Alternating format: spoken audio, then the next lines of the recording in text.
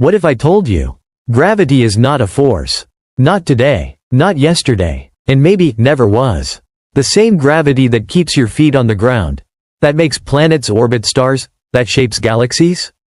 According to modern physics, it doesn't pull anything at all. Sounds impossible, right? Because since childhood we were taught, gravity pulls objects downward. But here's the shocking truth. That explanation is wrong.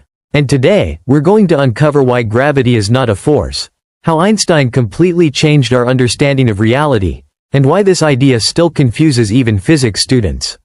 By the end of this video, you'll never think about falling, or space, or the universe, the same way again.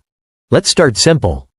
In physics, a force is something that pushes or pulls an object, causes acceleration, acts through space or by contact. Examples? A punch is a force. Magnetism is a force. Electricity is a force. Even Newton described gravity as a force. He said, "Every mass attracts every other mass." According to Newton, Earth pulls you down. Sun pulls Earth. Planets pull each other. And for centuries, this worked perfectly. So, what went wrong? Newton's gravity could predict planetary motion, explain tides, calculate orbits, but there was a huge problem. Newton never explained how gravity works. Gravity acted instantly across empty space, without any medium. This idea is called action at a distance. Even Newton himself hated it. He said, "I frame no hypotheses," meaning, I can describe gravity, but I don't know what it really is.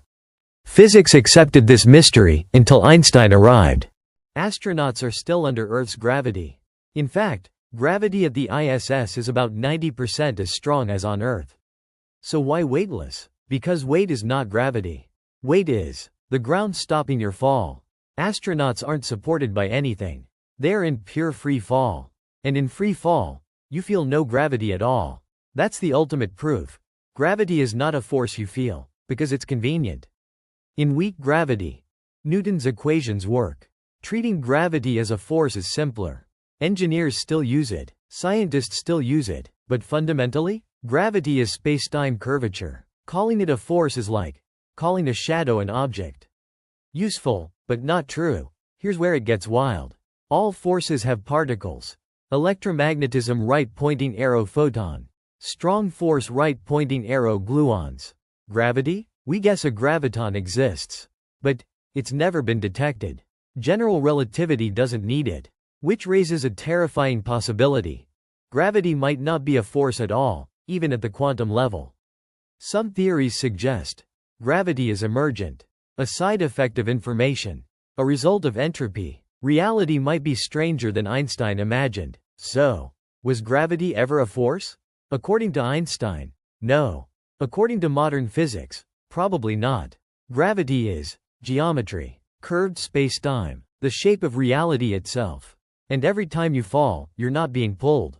You're following the universe's deepest rules. Gravity is unbelievably weak. A small magnet can lift a paperclip against the entire gravitational pull of Earth. That alone should make you suspicious. If gravity were truly a force like others, why is it so weak? Einstein's answer: because it's not a force competing with others. Gravity doesn't fight electromagnetism. It doesn't overpower nuclear forces. Instead, gravity sets the stage on which all forces act. It defines distance, time, motion. Other forces move within spacetime. Gravity is spacetime. That's why it feels universal, but acts gently. Einstein asked a strange question. If gravity is a force, why does everything fall at the same rate? A feather and a hammer fall differently in air, but in a vacuum, they fall exactly the same. That's weird. If gravity were a force, heavy objects should feel more pull. Light objects should feel less. But they don't. Einstein realized something shocking. Objects in free fall don't feel gravity at all. Astronauts orbiting Earth? They're not floating because gravity is weak. They're floating because they're constantly falling. Imagine this. You're inside an elevator in deep space. No gravity anywhere. Suddenly, the elevator accelerates upward.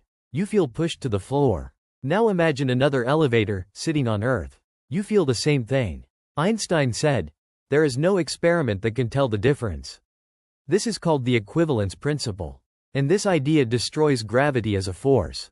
Because You're not being pulled down. The ground is being pushed up to meet you. Mind-blowing, right? Here's Einstein's revolutionary idea.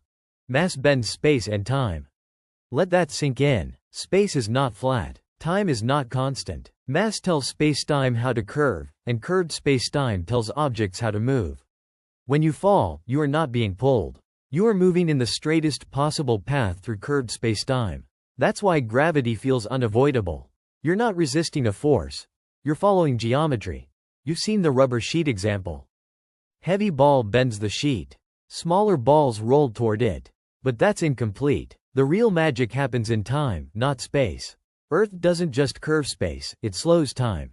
Closer to Earth, time runs slower. Paths through space-time tilt inward. Objects fall because they're moving toward faster time. Gravity is literally time pulling objects together. We wanted simple answers: push, pull, force. But the universe said, geometry, time, curvature. Gravity was never a force. It was a misunderstanding. And every step you take, every fall, every orbit in the sky, is space-time guiding matter along invisible paths. Once you see that, gravity stops being a mystery and starts being poetry.